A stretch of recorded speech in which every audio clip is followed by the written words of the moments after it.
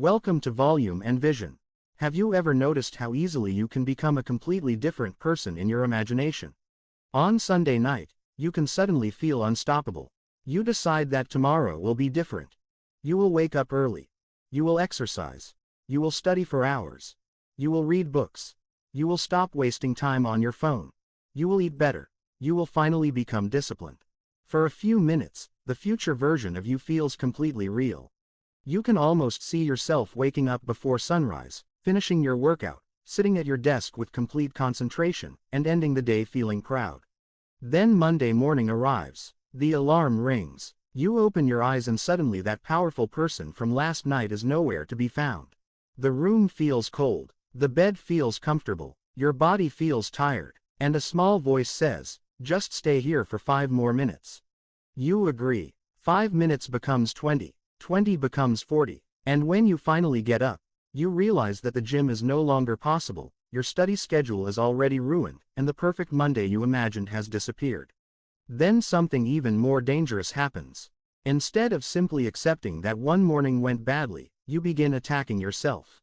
Why am I like this? Why can everyone else stay disciplined? Why do I keep doing this? Maybe I am lazy. Maybe I have no willpower. Maybe I will never change. And after spending the entire day feeling disappointed, you make another promise. Next Monday will be different. This cycle can continue for years. But what if the problem was never your ambition? What if the problem was the size of the promise you were making? This is where the idea of mini habits becomes incredibly powerful. Because changing your life does not always begin with doing something extraordinary. Sometimes it begins with doing something so small that your brain has no good reason to resist.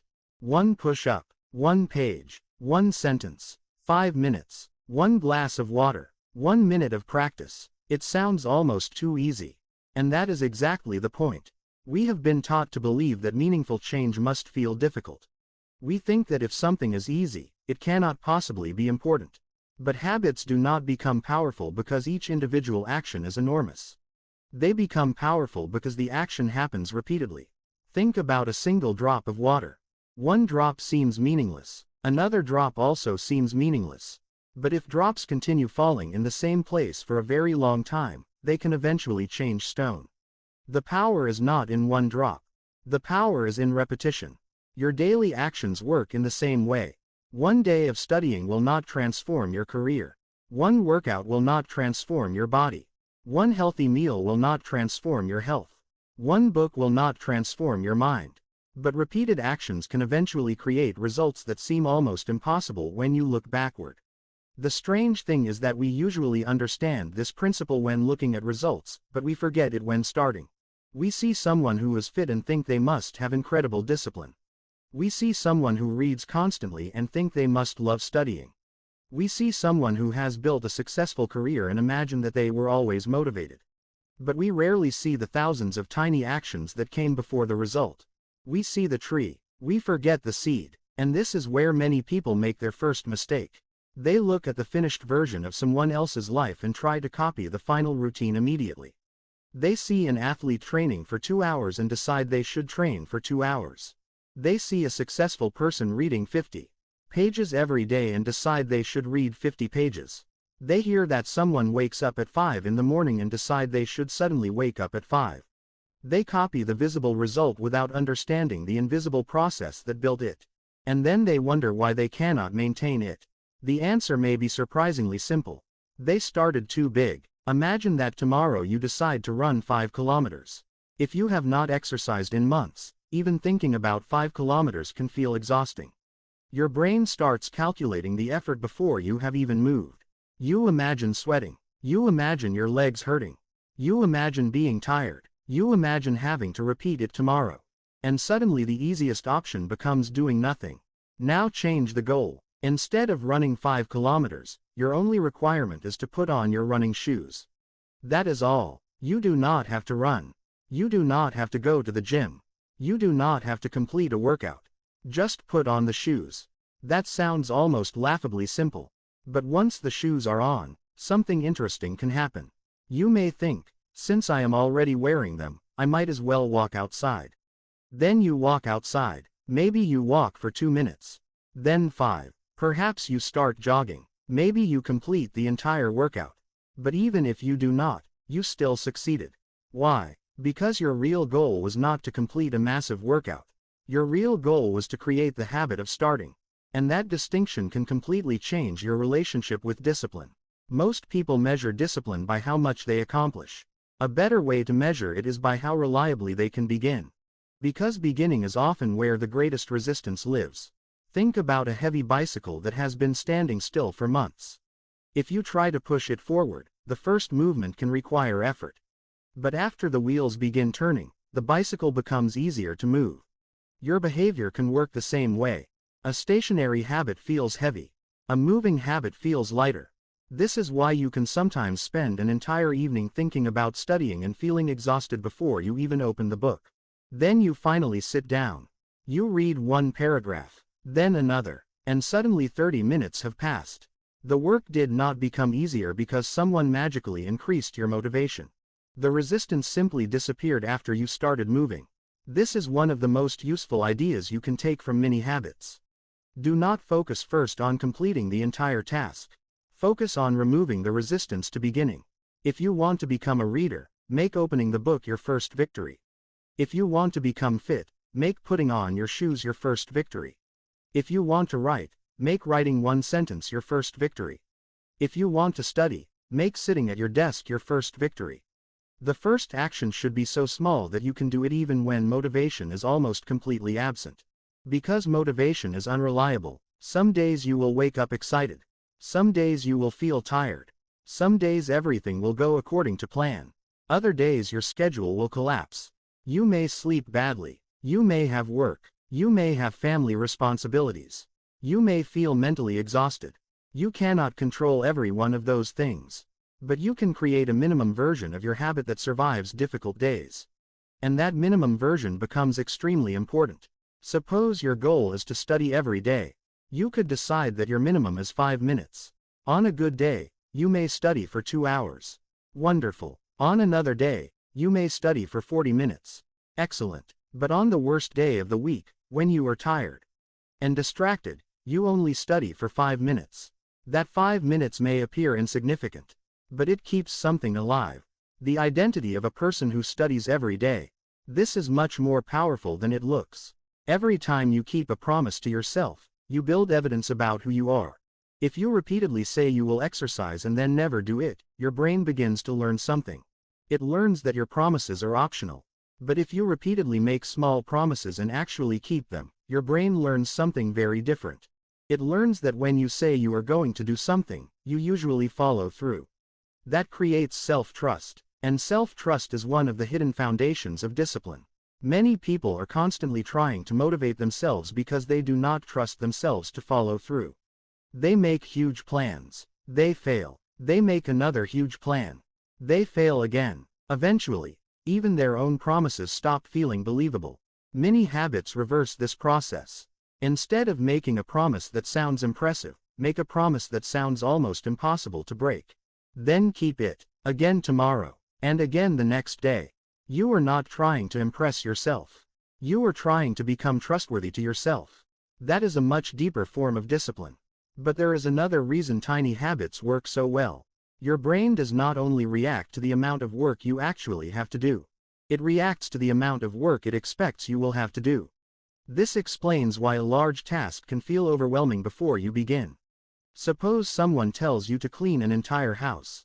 Your immediate reaction may be resistance. Where do I even start? But if someone says, just clear the things from this one chair, the task feels manageable. Once the chair is clear, you may notice the nearby table. Then you clean the table. Then you notice the floor. Before you know it, the room is significantly cleaner. The same thing happens with studying. You look at an entire textbook and feel overwhelmed. Instead, open the first chapter. Read one paragraph. Do not think about the entire semester. Do not think about the examination. Do not think about the hundreds of pages waiting for you. Deal only with what is immediately in front of you. One paragraph, then another. The future can wait. Your responsibility is the next action. This way of thinking also changes how you deal with procrastination. We often call ourselves lazy when we procrastinate. But sometimes procrastination is simply the mind avoiding an action that appears too expensive. You tell yourself you need to work for 3 hours. Your brain hears 3 hours of effort. You tell yourself you only need to work for 5 minutes. The emotional resistance becomes smaller. And once you begin, you are free to continue. This is an important distinction. A mini habit is not a command to stop after 5 minutes. It is permission to begin with 5 minutes. You can continue for as long as you want. That means your tiny goal acts as a doorway. You only need enough energy to walk through the doorway. After that, momentum can take over. But there is something else we need to understand. Sometimes people discover this idea and immediately turn it into another extreme system. They start with tiny habits. They succeed. They feel proud. Then they become ambitious. 5 minutes becomes 1 hour. 1 page becomes 50. 1 push-up becomes 100. And suddenly the tiny habit has become another giant expectation. The cycle starts again. This is why the minimum matters. Your minimum should remain small even when you become capable of much more. Think of it as your safety net. On a great day, you can go far beyond it. On an ordinary day, you can still reach it. On a terrible day, you can fall back on it. And if you can keep returning to that minimum, your habit remains alive. This creates an interesting relationship between consistency and performance. Consistency does not mean performing at your highest level every day. Consistency means refusing to disappear completely. There will be days when you perform brilliantly. There will be days when you do the bare minimum. Both days belong to the same system. The mistake is to believe that only the brilliant days count. They do not. In fact, the days when you are tired and still complete your tiny habit may be the most valuable ones. Because those are the days that prove your habit does not depend entirely on motivation. And once that happens, something begins to change. You stop waiting to feel ready. You stop asking whether you are motivated enough. You simply begin. And that is when discipline starts becoming less about force and more about identity. You are no longer trying to become someone who studies. You are becoming someone who opens the book. You are no longer trying to become someone who exercises. You are becoming someone who puts on the shoes. You are no longer trying to become someone who writes. You are becoming someone who puts 1 sentence on the page. These actions are tiny, but they are votes for the person you want to become. 1 vote does not decide an election, but thousands of votes create a result. In the same way, 1 small action does not transform your identity. Repeated small actions do. So the next time you find yourself staring at a huge goal and feeling unable to begin, do not ask yourself whether you can finish it. Ask a much smaller question. What is the smallest version of this action that I can do right now? Not tomorrow. Not next Monday. Not when motivation returns. Right now. Maybe it is opening the book. Maybe it is writing 1 sentence. Maybe it is putting on your shoes. Maybe it is doing 1 push-up. Maybe it is studying for 5 minutes. Whatever it is, make it so small that your mind has almost nothing to argue with. Because you are not trying to win the entire battle today. You are trying to win the first few seconds. And sometimes winning those first few seconds is enough to change everything that comes afterward. But there is one more lesson that can make or break this entire method. What happens when your tiny goal is completed and you suddenly feel energetic? What happens when 1 page turns into 20? What happens when 1 push-up turns into 30? Should you increase the goal? Should you make tomorrow harder? Should you raise the standard because you proved that you can do more? This is where many people accidentally destroy the very habit they worked so hard to build. And understanding why that happens may be the difference between a habit that lasts for a few exciting weeks and a habit that remains with you for years. This is where many people make a subtle mistake. They finally have a good day. They study for 3 hours. They exercise for 90 minutes. They read 40 pages. They feel amazing. And then they make a decision that seems logical at first. If I can do this today, then this should become my normal routine. So tomorrow, they expect the same performance. And this is where the habit begins to become fragile. Because yesterday was not an ordinary day. Yesterday may have been a bonus day. You may have slept well. You may have had more free time.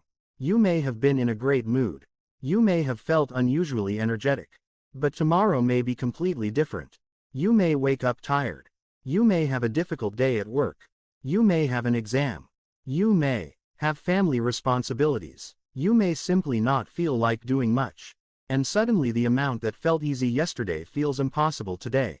You miss one day, then another, and eventually you start believing that the habit never worked. But the habit did not fail. Your expectation became too large. This is why it is important to separate your minimum from your bonus. Your minimum is the promise. Everything beyond it is extra.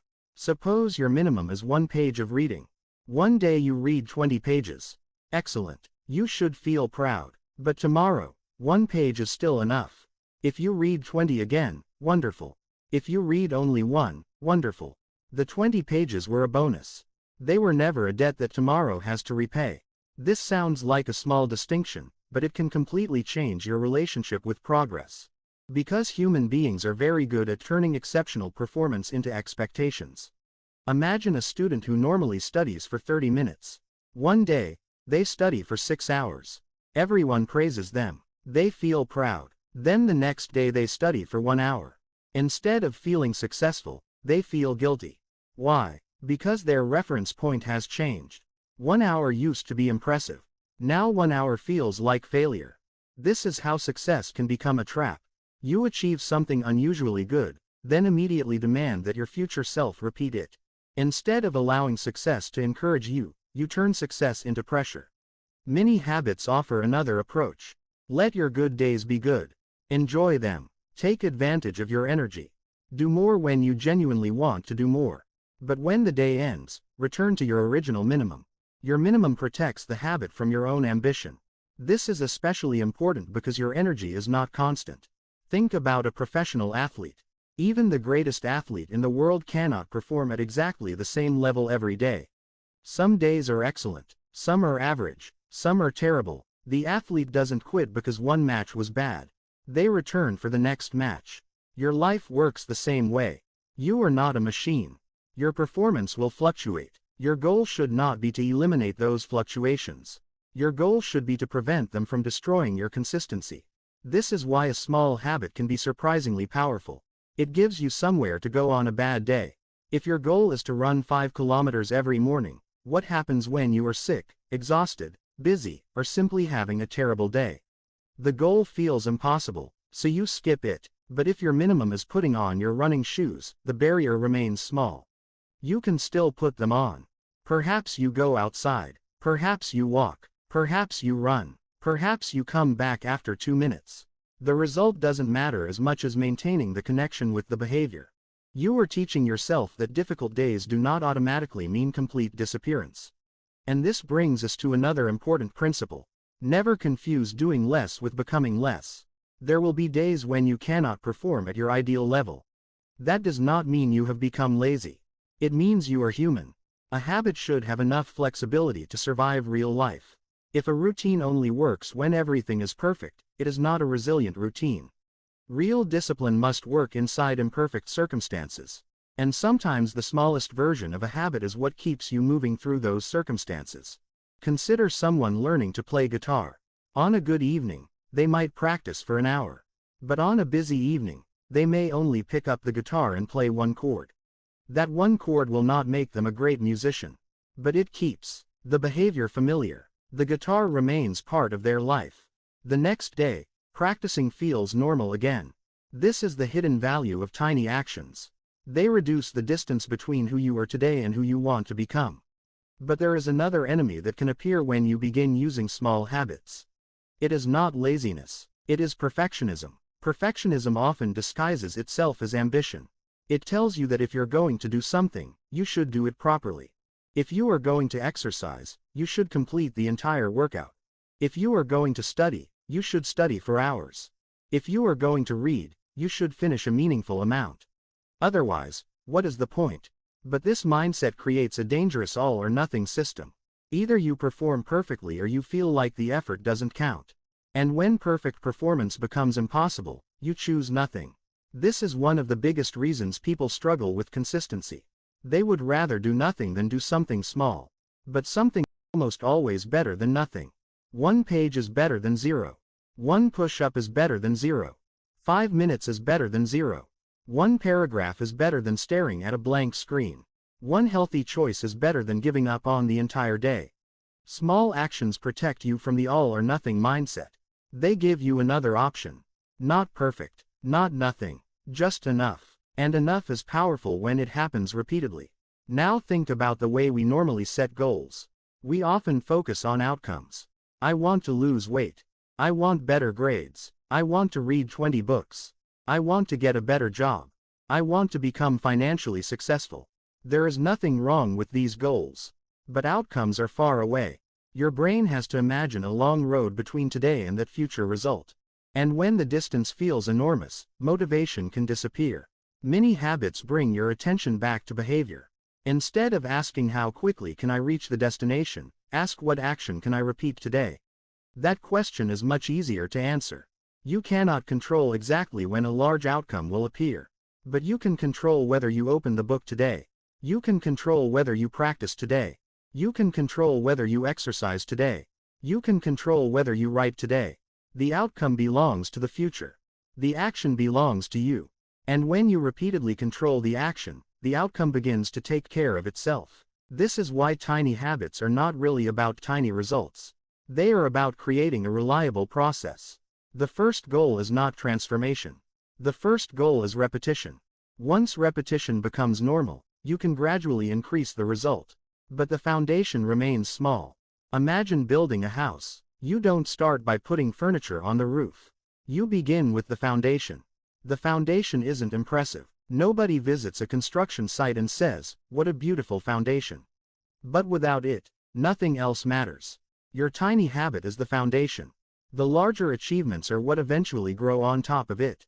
And this idea becomes even more powerful when you connect it with your identity. Suppose every morning you open a book and read one page. After one day, nothing dramatic happens. After 1 week, perhaps nothing dramatic happens. After 1 month, you have evidence. You can honestly say, "I am someone who reads." That statement becomes more believable because your behavior supports it. The same thing happens with exercise. One push-up doesn't make you an athlete. But repeated exercise creates evidence. I am someone who takes care of my body. Writing one sentence doesn't make you an author. But repeated writing creates evidence. I am someone who writes. Small actions are therefore identity builders. They give you proof. And proof is stronger than motivation. You can tell yourself all day that you are disciplined. But your brain believes what it repeatedly sees you do. This is why keeping small promises matters. Every completed habit is a tiny piece of evidence. Eventually those pieces form a new self-image. And once the identity changes, behavior often becomes easier. A person who sees themselves as a reader is more likely to pick up a book. A person who sees themselves as active is more likely to exercise. A person who sees themselves as someone who studies consistently is less likely to negotiate with themselves every evening. The behavior starts becoming normal. And when something becomes normal, it requires less mental effort. This is the real destination. Not endless motivation. Not heroic discipline. Normality. You want the behavior to become so familiar that it no longer feels like a special event. Think about brushing your teeth. You don't wake up every morning and give yourself a motivational speech. You don't watch a video called 7 Ways to Convince Yourself to Brush Your Teeth. You simply do it. Why? Because the behavior has become automatic. That is what you are building. But automaticity doesn't appear immediately. It is created through repetition. And repetition becomes easier when the starting point is small. There is also another mistake people make. They try to build too many habits simultaneously. 1 week they decide to wake up early, exercise, read, meditate, learn a language, study, eat perfectly, stop social media, drink more water, sleep earlier, and suddenly every part of life has become a project. The problem is not that these habits are bad. The problem is that each habit requires attention. And your attention is limited. Instead of changing everything at once, choose one behavior and make it extremely easy. Let it become stable. Then consider adding something else. You don't need to rebuild your entire personality in one weekend. You need one reliable behavior that can become the starting point for the next. This is another reason tiny habits are useful. They reduce the psychological cost of change. You are not saying, "From tomorrow, my entire life will be different." You are saying, "Tomorrow, I will repeat one small action." That sounds much more believable. And believable promises are easier to keep. There is a beautiful side effect to this approach. When you repeatedly succeed at something small, your confidence begins to change. Not the loud confidence that comes from watching a motivational video. A quieter confidence. The kind that comes from evidence. You know you can trust yourself because you've watched yourself follow through. And that confidence can spread. You start with reading. Then you become more comfortable with studying. Then you become more comfortable with exercise. Then you begin approaching other difficult tasks differently. You stop thinking, I can't do this. You begin thinking, what is the smallest version of this that I can start with?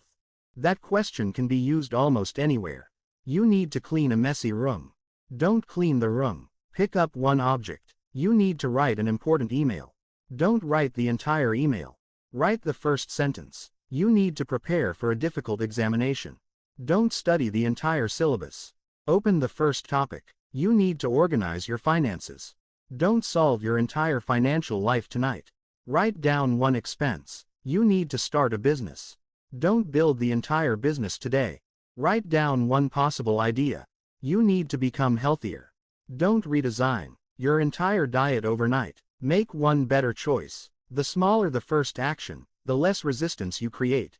And once you're moving, you can decide whether to continue. This is important because your future self doesn't need to be forced into every extra action. You are allowed to stop. If you promised yourself one page and you read one page, the habit is complete. If you promised yourself one push-up and you did one, the habit is complete. If you promised yourself 5 minutes and you worked for 5 minutes, the habit is complete. Anything beyond that is voluntary. This freedom is powerful, because when you know you can stop, starting feels safer. And when starting feels safer, you start more often. And when you start more often, you naturally get more opportunities to continue. That is the paradox. Giving yourself permission to do less can sometimes lead you to do more. But more should always remain optional. Otherwise your brain eventually learns that the tiny promise is a trick. And if your brain believes you're secretly trying to force a huge task on yourself, resistance returns. So be honest with your minimum. If you say 5 minutes, mean 5 minutes. If you say 1 page, mean 1 page. Then if you feel like continuing, continue. If you don't, stop without guilt. This teaches your mind something incredibly valuable. Your promises are safe. You are not constantly moving the goalpost. You are not punishing yourself for success. You are not turning every good day into a new requirement. You are simply showing up. And showing up is enough. Over time, something remarkable happens. The habit becomes less dependent on how you feel. You don't need to negotiate with yourself for 20 minutes before beginning. You just begin. That is when discipline starts becoming easier. Not because you suddenly became stronger, but because you removed unnecessary resistance. And perhaps this is one of the greatest lessons hidden inside the idea of mini habits. We often try to defeat ourselves. We think discipline means overpowering the lazy version of ourselves. But you don't have to fight yourself every day. You can design your behavior intelligently. You can make the first step easy. You can reduce friction. You can lower the minimum. You can make success so accessible that even a difficult day cannot completely stop you. This is not weakness. It is strategy. A smart person doesn't necessarily push harder against every obstacle. Sometimes they make the obstacle smaller. And when you begin thinking this way, your goals start looking different. Instead of asking, how can I force myself to work harder? You begin asking, how can I make starting easier? Instead of asking, how can I become more motivated? You ask, how can I make motivation less necessary? Instead of asking, how can I finish everything? You ask, what is the smallest action that keeps me moving? Those questions lead to a completely different life. Because your future is not built by the intentions you have once. It is built by the actions you repeat. And repetition doesn't require every day to be extraordinary. It requires every day to remain possible. That is why the smallest version of your habit may be more valuable than your biggest burst of motivation. Your motivation can disappear. Your energy can fall. You can change. But if the habit is small enough, it can remain. And if it remains, you can return tomorrow. Then the next day. Then the next week. Then the next month. And eventually you look backward and realize that something has changed. Not because of one incredible day, but because you stopped abandoning yourself every time life became difficult. You learned to keep the smallest promise, and that smallest promise became the thread connecting one day to the next. So if there is one thing you take away from this entire idea, let it be this. Do not make your goal so large that you need to become a different person before you can begin. Make the beginning small enough for the person you are today. Then repeat it, again and again, because you don't need to prove how much you can do. You need to prove that you can return. And there will be days when returning means 2 hours of work. There will be days when returning means 20 minutes.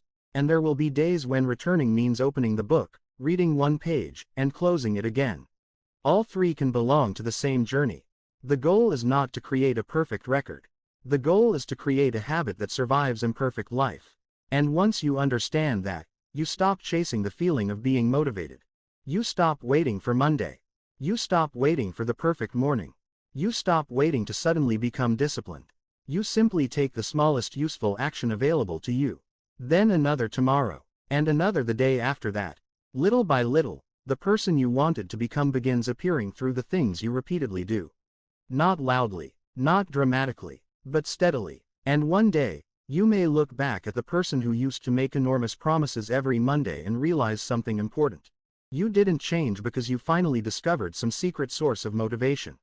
You changed because you stopped demanding enormous proof from yourself. You started accepting small proof. One page, one push-up, one sentence, one beginning, and those beginnings accumulated. That is how a tiny action can become a powerful habit. That is how a habit can become an identity. And that is how an identity can eventually change a life.